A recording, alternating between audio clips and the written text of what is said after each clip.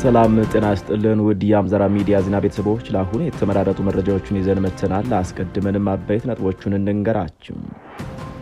ዘመነ ካሴና እስክንድር ነጋ አንድነታቸውን በተመለከተ የስልክ ውይይት ማድረጋቸውን አንድ የመረጃ ምንጭ ለአምዛራ ሚዲያ ተናግረዋል። ሁለቱ የፋኖ ኃይሎች መሪዎች አንድ ለመሆን የሚያስችላቸውን ውይይት አድርገዋል። ስምምነት ላይ መድረሳቸውን ለዘመነ ካሴ ቅርበት ያለው አንድ የመረጃ ምንጭ ለጣቢያችን በላከው መረጃ አስታውቋል። የምናስቃኛችሁ ቀዳሚ ጉዳያችን ነው።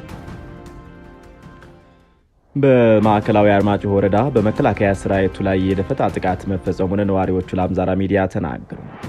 በአማራ ክልል በፋኖ ኃይሎችና በመከላከያ ሰራዊቱ መካከል ያለው ውጊያ ተጠናክሮ ቀጥሏል። እንደ መረጃ ምንጮች ገለጻ በክልሉ በተለያዩ አካባቢዎች በየቀኑ በርካታ ቁጥር ያላቸው ደፈጣዎች ይጣላሉ። አብረውን ሲቆዩ ይሆንም ዝርዝር መረጃውን ያደምጣሉ። በማዕከላዊ ኢትዮጵያ ክልል አባትን ጨምሮ 7 የአንድ ቤተሰብ አባላት ተመርዘው መገደላቸው ተመላከተም። በክልሉ ምስራቅ ጉራጌ ዞን መስቃን ወረዳ በአብሮነት ራት ተመግበው በጠና ከታመሙ 8 የአንድ ቤተሰብ አባላት ውስጥ አባወራው ከ6 ልጆቻቸው ጋር በአጠቃላይ 7 የአንድ ቤተሰብ አባላት ሕይወታቸው ማለፉን ፖሊስ አስታውቋል። እናስቃኛቸዋለን። በደባርቅ ዩኒቨርሲቲ ጥበቆች በከፈቱት ተኩስ 2 ተማሪዎች መገደላቸው ተመላከተም።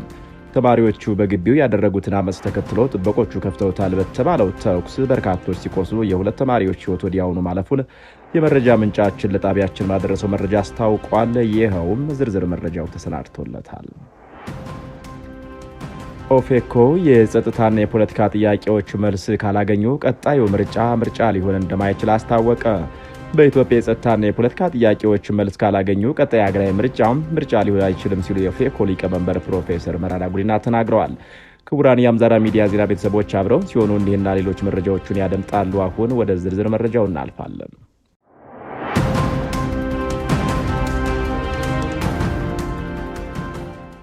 ዘመነ ካሴና እስክንድር ነጋ አንድነታቸውን በተመለከተ የስልክ ውይይት ማድረጋቸውን አንድ የመረጃ ምንጭ ለአምዛራ ሚዲያ ተናግረዋል። ሁለቱ የፋኖ ኃይሎች መሪዎች አንድ ለመሆን የሚያስችላቸውን ውይይት አድርገው ስምምነት ላይ መድረሳቸውን ለዘመነ ካሴ ቅርበት ያለው አንድ የመረጃ ምንጭ ለጣቢያችን በላከው መረጃ አስታውቋል።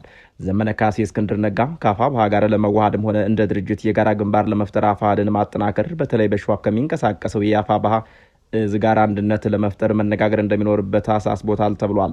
ይኸውን ተከትሎ አፋሕድና አፋብኃ በሸዋ ትናንት ማምሻውን ባካሄዱት የጋራ ዘመቻ በአይነቱ ለየት ያለ ፈጣን ወታደራዊ ድል ማስመዝገባቸው ተመላክቷል። የተገኘውን ድል አስመልክቶ ማብራሪያ የሰጠው የአፋሕድ ቃል አቀባይ አበበ ጺሞ ድሉ በቅንጅት በተካሄደው ውጊያ የተገኘ ስለመሆኑ አመላክቷል። በተመሳሳይ መልኩ አቶ እስክንድር ነጋ በበኩሉ እንደ ድርጅት ለማውራት አፋብኃ ሰብሳቢውንም መምረጥ እንደሚገባው ምክር ሀሳብ መስጠቱን ምንጮች ተናግረዋል። አፋብኃ መሪውን ለመምረጥ የተለያዩ ውይይቶችን በማድረግ ላይ እንደሚገኝ ምንጩ የተናገሩ ሲሆን ይፋዊ ባልሆነ መንገድ ዘመነ ካሴ ሰብሳቢ እንዲሆን መወሰኑን መሰለኝ ብለው ተናግረዋል።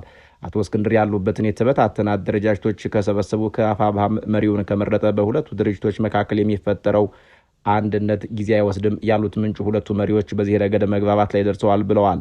እስክንድር ነጋ ከሰሞኑ የሰጠው ቃለ መጠይቅ ዘመነ ካሴን አስደስቷል ያሉን ምንጩ ከእስክንድር ነጋ የፋኖ መሪ ነኝ ማለቱን ትቶ እንደዚህ ያለው የዲፕሎማሲ ዘርፍ ላይ ቢሰማራ ኑሮ ትግሉ አንድ መስመር በያዘ ነበር ሲሉ አክለዋል። በሁለቱ የፋኖ ኃይሎች መሪዎች መካከል የተጀመረው የስልክ ውይይት የድርጅቶቹን አባላትና የስራ አስፈጻሚዎች እንዳስደሰተ ነው የተነገረው። በተለይ በአፋሕድ በኩል የስራ አስፈጻሚዎች አቶ እስክንድር ነጋ ላይ በጎ ተጽዕኖ በማሳረፍ ላይ ስለመሆናቸው ምንጩ አክሏል።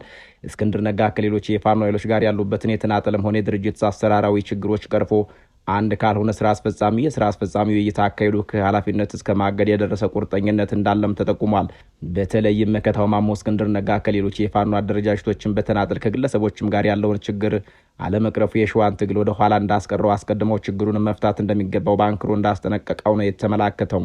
በዘመነ ካሴ በኩል ተመሳሳይ በጎ ተጽዕኖ የሚፈጥሩ ግለሰቦች ቢኖሩም ዘመነ ካሴ እንደ ግለሰብ ከእስክንድር ነጋ ጋር የመስራት ችግር እንደሌለበት መናገሩን ምንጩ አክለዋል።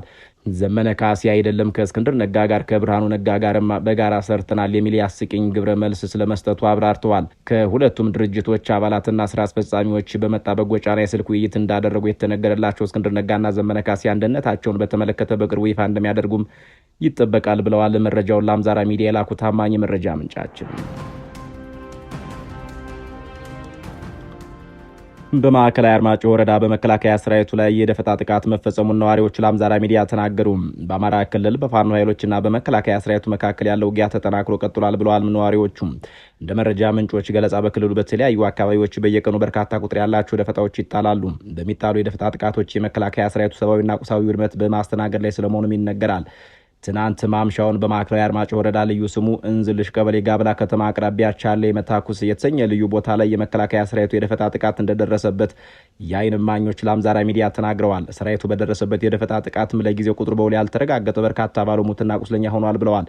አካባቢው ገደላማ በመሆኑ የመከላከያ ሰራዊቱ ከተጠላበት ደፈጣ ራሱን ለመከላከል እንዳልቻለ የተናገሩት ምንጩ ራሱን ለማዳን በሚል ገደል ዘሎ የገባውም በርካታ እንደሆነ አስረድተዋል። የሰራዊቱ በተለይ በእንዝልሽ በኩል የደረሰበትን የደፈጣ ጥቃት ተከትሎ በአምስት አቅጣጫ ተጨማሪ ሰራዊት በማስገባት የመልሶ ማጥቃት ሲያደርግ ማምሸቱን ምንጮቹ አክለዋል። ሰራዊቱ በማዕከላዊ አርማጭሆ ወረዳ ከማሰሮ ደንብ ከተማ ከፋኖ ኃይሎች የደረሰበትን ጥቃት ተከትሎ ሸሽቶ የቆየ መሆኑንም ነዋሪዎቹ አስታውሰው ለአምዛራ ሚዲያ ተናግረዋል። በማዕከላዊ ኢትዮጵያ ክልል አባትን ጨምሮ 7 የአንድ ቤተሰብ አባላት ተመርዘው መገደላቸው ተገለጸ።